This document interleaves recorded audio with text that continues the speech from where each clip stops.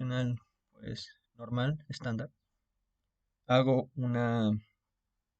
llamo a la clase sequential, le añado una capa convolucional de 32 filtros. Esta es la cantidad de filtros que va a extraer.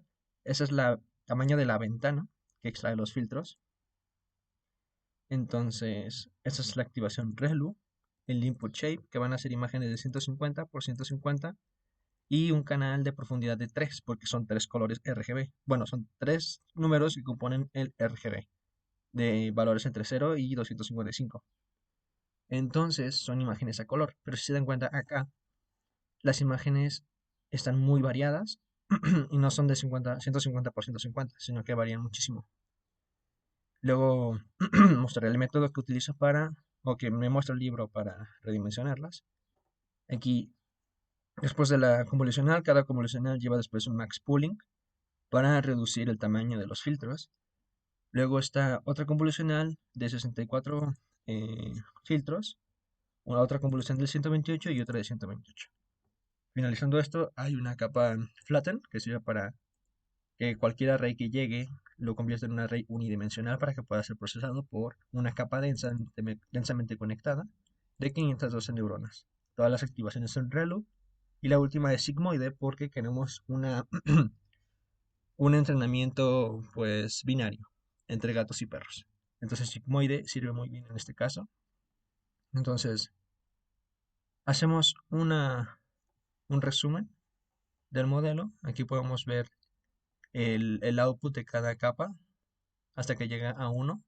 Esa neurona va a ser la que va a clasificar entre gato y perro. Y como pueden ver, son casi 3 millones y medio de parámetros que se tienen que entrenar. Aquí utilizo el optimizador RMS Pro con un learning rate de 0.0001, creo.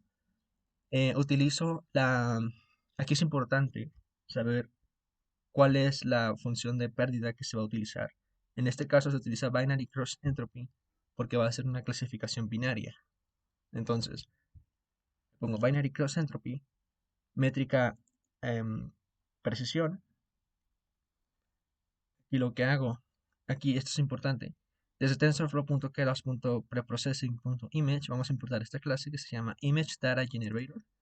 Image Data Generator va a retornar un objeto, un generador, y a este objeto, a esta clase le podemos pasar varios parámetros para generar el objeto.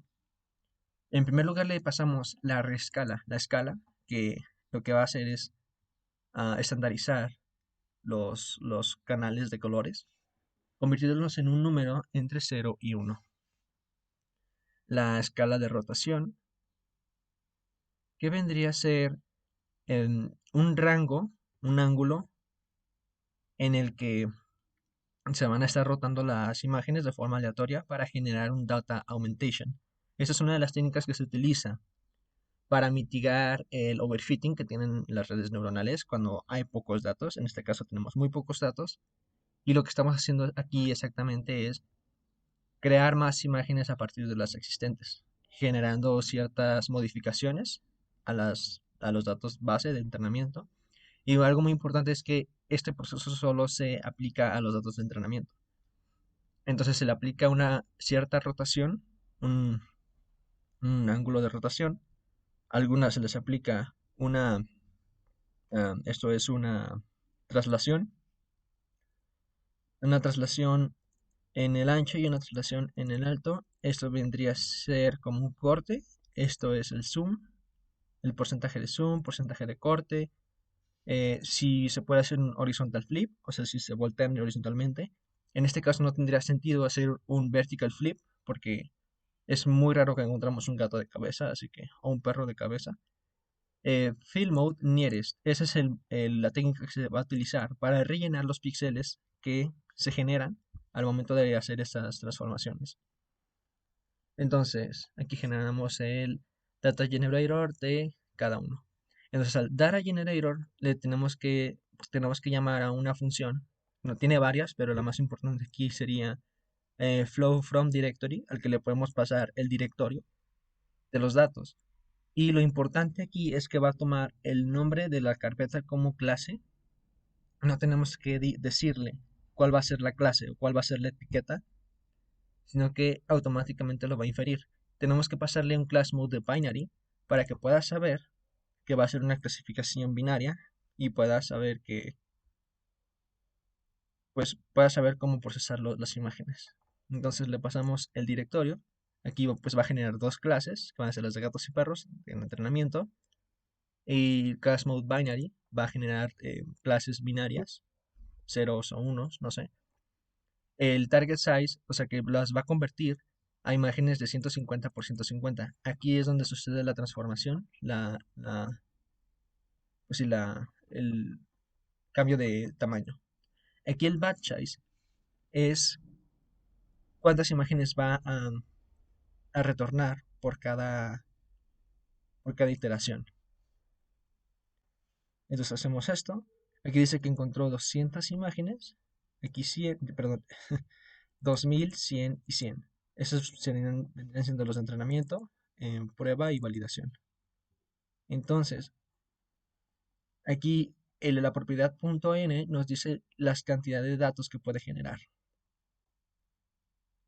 Aquí el batch size, que van a ser las imágenes que va a validar, que va a procesar antes de actualizar los pesos de los parámetros, vendría siendo 20. Ese es el batch size.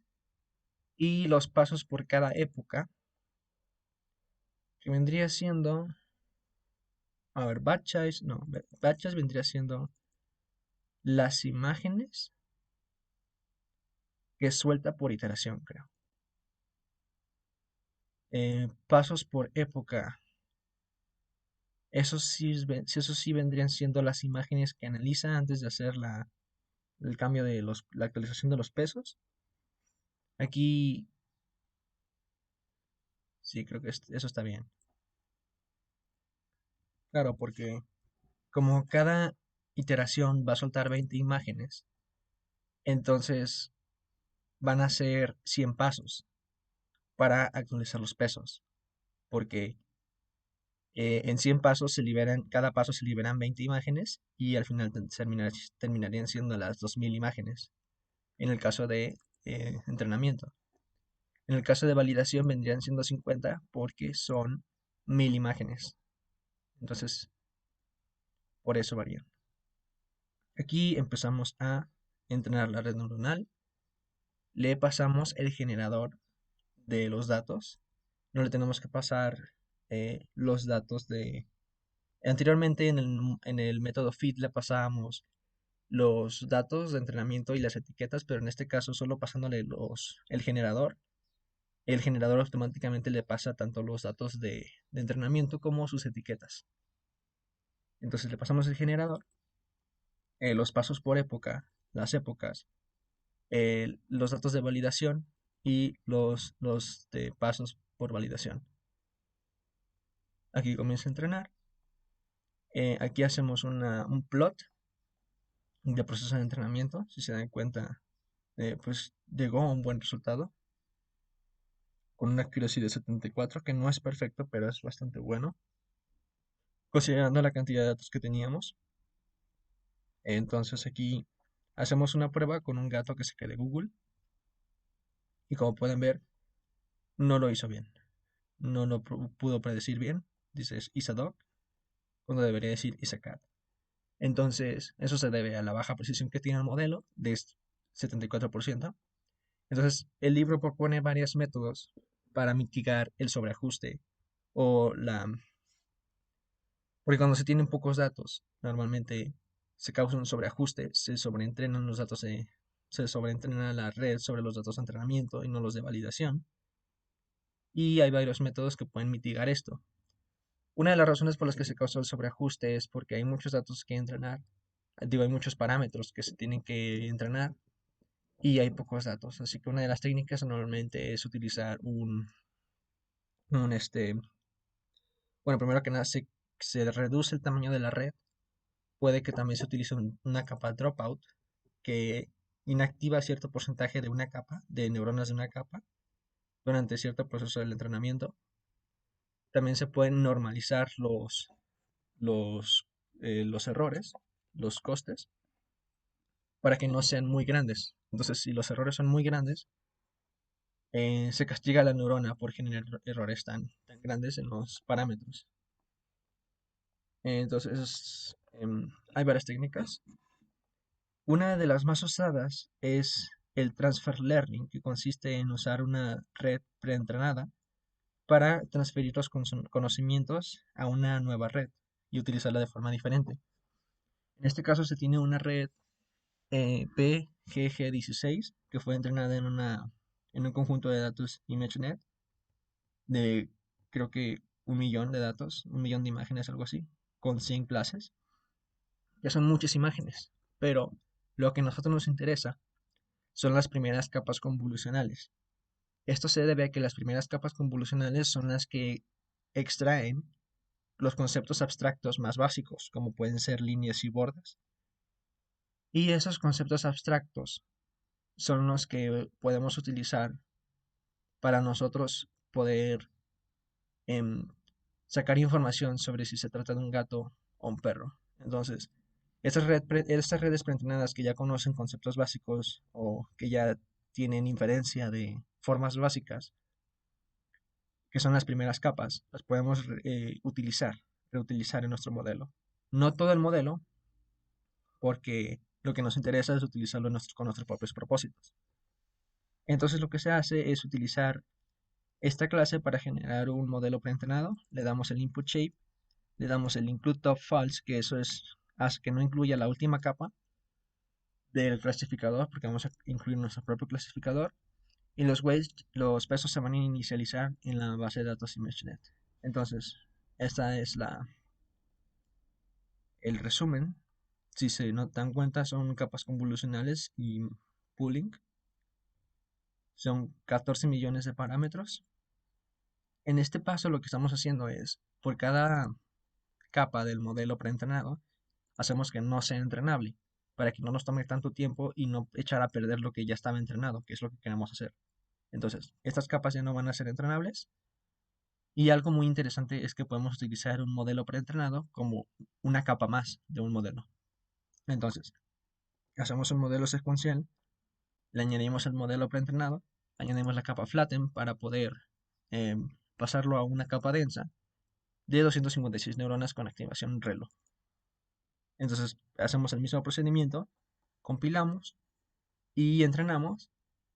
Y como pueden ver, la precisión aumentó a 0.89. Entonces, si se ve en la gráfica, al principio se entrena mejor con los datos de validación que con los de entrenamiento y esto se debe al Data Augmentation, porque al principio le estamos dando imágenes cada vez más diferentes, entonces le cuesta al principio adaptarse a esas imágenes. Aquí todo se ve muy irregular porque le puse muy pocas épocas, le puse 30 para que fuera más rápido. Y aquí también se ve un poco más irregular, esa es la precisión. Entonces, otro método que se utiliza además del Data Augmentation y el Transfer Learning es el Fine Tuning, que es muy parecido al Transfer Learning, pero en este caso se utilizan eh, de las últimas capas, se hacen entrenables para poder ajustar los últimos parámetros nosotros. O sea que nuestro modelo ajuste los últimos parámetros.